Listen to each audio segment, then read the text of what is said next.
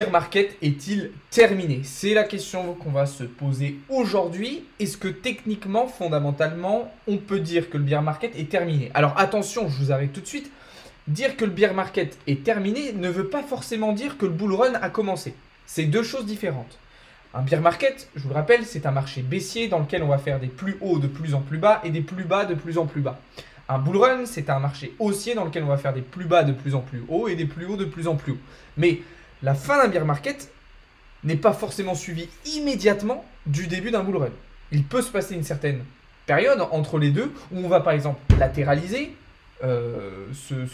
accumuler en fait avant de relancer sur quelque chose d'haussier. Alors, si on regarde le technique et le fondamental, on a deux avis différents pour moi. Et c'est pour ça qu'il faut regarder les deux. C'est pour ça que les personnes qui disent le fondamental sert à rien ou l'analyse technique ne sert à rien se trompent. Puisque là, dans le cas actuel aujourd'hui, si vous prenez que le fondamental ou que l'analyse technique, vous vous privez de 50% des données, vous vous privez de 50% des informations et donc vous vous trompez. Ou en tout cas, vous choisissez un biais psychologique technique qui est faux. Fondamentalement, la situation, on en a déjà parlé, n'a pas changé. Les taux d'intérêt se restent hauts. Je vous en ai parlé tout à l'heure en plus en début de live. La Fed prévoit un pic et prévoit faire monter ses taux d'intérêt directeurs au-dessus des 5%, ce qui est déjà un premier point problématique parce que ça veut dire qu'on aurait une continuation haussière des taux. Et l'autre chose qui est problématique, c'est que les marchés price un pic sous les 5%. Donc déjà de ce point de vue-là, si les marchés price un pic sous les 5%, mais qu'on se retrouve avec un pic réel au-dessus des 5%, là ça pose problème. Donc ça sera déjà intéressant à surveiller. Donc ça, d'un point de vue fondamental, les taux restent hauts. D'accord ? L'autre chose qu'il faut dire aussi, c'est que le contexte du marché crypto n'est pas encore sain à 100%. Il y a encore des problèmes avec FTX, il y a encore des problèmes avec Gemini, hein, la SEC qui a attaqué notamment Gemini. Il y a des questions qui se posent comme le 24 janvier en France, etc. Tout n'est pas encore, on n'a pas encore nettoyé assez devant notre porte. Ok ? Donc ça, c'est déjà un truc aussi important.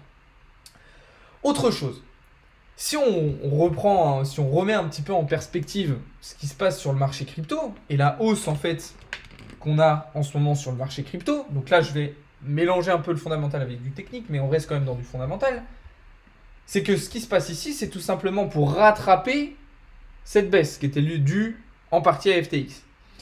Et autre point, c'est aussi une sorte de rattrapage un petit peu sur le tard de ce qu'a pu faire le marché action, avec notamment le CAC 40, mais pas seulement, qui performe très très bien parce que depuis quelques mois, on a un dollar qui baisse.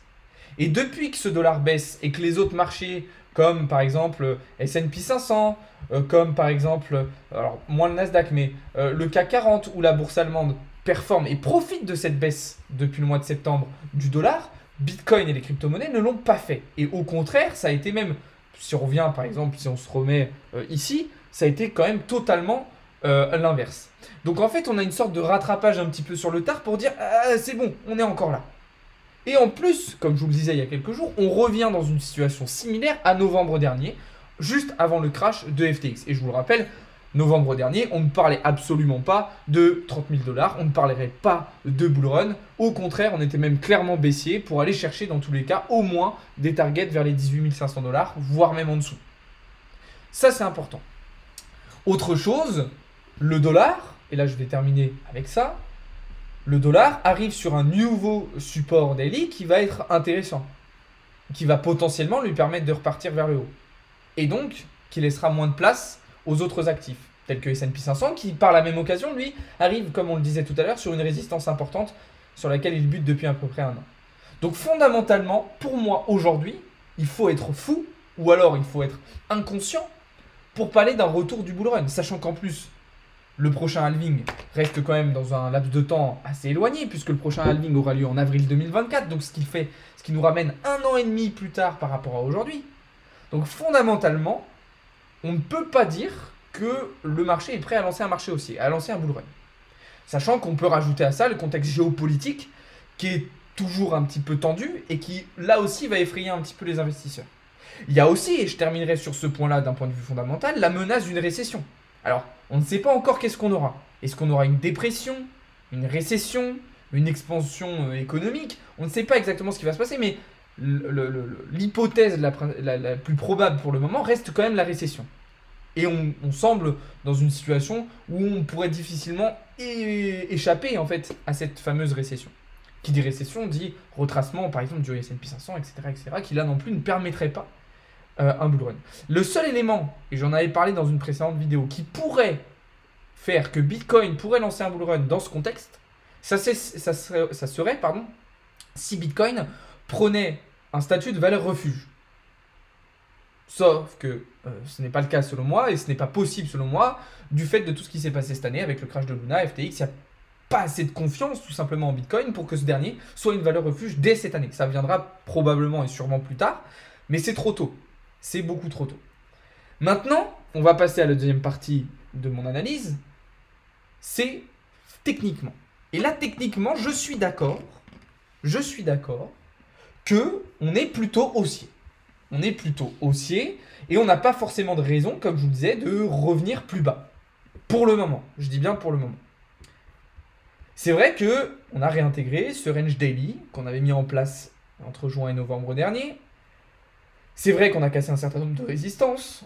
On a cassé le nuage d'Ishimoku. On a passé largement les 61% de Fibo.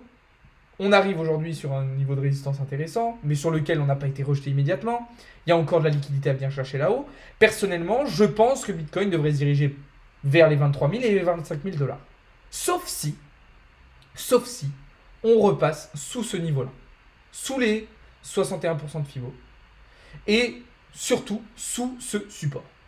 Si on repasse là-dessous, pour moi, on ira chercher 15K et on ne s'arrêtera même pas à 15K, on ira probablement à 14, voire même 12. Scénario qu'on avait identifié dans un premier temps quand on était dans cette zone-là. Maintenant, tant qu'on reste au-dessus de ça, pour moi, on peut imaginer un retour à 25, voire même à 30 000 $ avec cette zone qui sera évidemment ultra importante, qu'on vienne la chercher prochainement ou dans très longtemps. Ça sera de toute façon the zone, je ne sais pas comment je peux appeler ça, enfin, the place to be, ou the place to see plutôt, la zone à surveiller. Qu'on vienne la chercher prochainement, ou dans 3, 4, 5, 6, 7 mois, ou dans plus d'un an, ça sera la zone. Ça sera la résistance volumique la plus décisive sur le marché qui pourra annoncer un réel changement de polarité. Donc ça, c'est important de le comprendre. C'est vrai que techniquement, pour le moment, on semble haussier et rien ne peut nous indiquer que le marché devrait se retourner. Alors attention, tout de même, on pourrait imaginer que cette impulsion haussière soit quand même retracée à un moment donné et qu'on revienne justement chercher ces 61% de Fibo. Mais si on reste au-dessus, on devrait retracer, rebondir et aller chercher les 25 000 $. Et pas forcément repartir en dessous. Mais comme je vous le disais, si on repart en dessous, eh bien, on ne s'arrêtera pas à 15K et on ira probablement valider notre scénario à 12 à 14 000. Alors vous allez me dire, bah toi Alex, qu'est-ce que tu en penses? Qu'est-ce que tu préfères? Qu'est-ce que tu penses qui va se passer? Est-ce que tu es plutôt... est-ce qu'on va aller 25-30 ou est-ce qu'on va aller à 14-12? Moi je suis d'un avis qu'on ira à 14-12. Comme on l'a expliqué tout à l'heure avec Paul, il y a 250 millions de dollars à venir chercher aux directions des 17 000 $. Il y a je ne sais combien de millions de dollars de liquidités à venir chercher sous les 16 800 $. Ça représente des quantités astronomiques d'argent et je ne peux pas imaginer que le marché aille chercher les 30 000 $ et tente même de casser les 30 000 $ sans avoir récupéré toute cette liquidité qu'on a sous nos 18 500 $. Et donc, ça me fait dire que peut-être qu'on va aller chercher 25, peut-être même qu'on va aller chercher au-dessus de 25. Mais on reviendra dans cette zone avant de lancer le bull run. Et il le faut. Parce que sinon, ça veut dire qu'on va construire et on va lancer un prochain bull run sur des bases qui ne seront pas solides selon moi. C'est-à-dire qu'on va lancer un bull run en gardant beaucoup trop de liquidité ici. Et c'est problématique pour le bull run et aussi pour le prochain cycle de bear market qui aura lieu peut-être en 2030. Enfin, fin des années 2020. Donc il faut absolument qu'on revienne chercher ces zones. Et pour moi, du coup, si on vient chercher ces zones, on ira aussi chercher plus bas entre 12 et 14 000 $. Ce qui n'est pas une mauvaise chose. Donc c'est ça qui va définir est-ce qu'on a un bear market qui est terminé ou pas. Si ici, c'est notre bottom, et que les 15 000 $ sont le plus bas technique, le bear market est terminé. Mais pour moi, ça ne sera pas le bottom, ça ne sera pas le plus bas de ce cycle. Donc je ne pense pas que le bear market est totalement terminé. En effet, je pense qu'on s'approche de la fin du bear market. Je pense qu'on est dans la dernière phase du bear market. En effet, Mais je ne pense pas que ça soit la fin. Et quand bien même ce soit la fin, fin du bear market ne veut pas dire début du bull run. Je vous invite de toute façon à aller sur ma chaîne YouTube, à regarder la vidéo que je vous ai sortie où je vous explique mon scénario pour 2023, d'accord, où je vous explique un petit peu ce qu'on peut imaginer pour cette année et comment on va préparer un petit peu le prochain bull run. Et voilà.